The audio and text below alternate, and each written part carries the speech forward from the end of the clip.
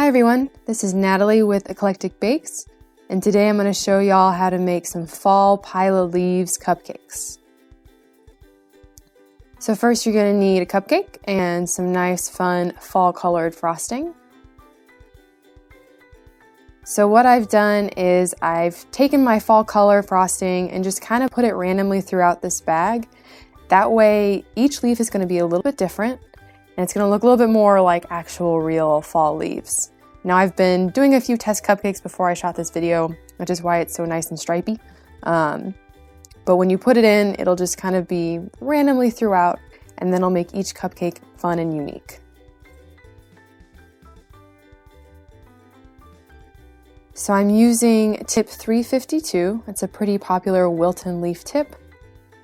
And that's what we're going to use to make our leaves. So to decorate our cupcakes, we're just going to pick them up, and if you hadn't already guessed, we're just going to pipe on a giant pile of leaves.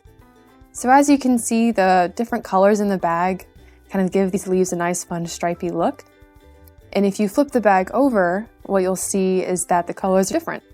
So you can kind of have fun going around, flipping it over, changing the colors, and then just doing really whatever you want. These are really free form and easy, whatever feels good.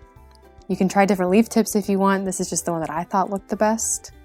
So here I'm just going to quickly show you some other versions of me making these. As you can see, they're all a little bit different. They kind of all have their own character, and you can really just have fun with it. I pumped out 24 cupcakes pretty quickly, so it's a really easy way to decorate a bunch of cupcakes.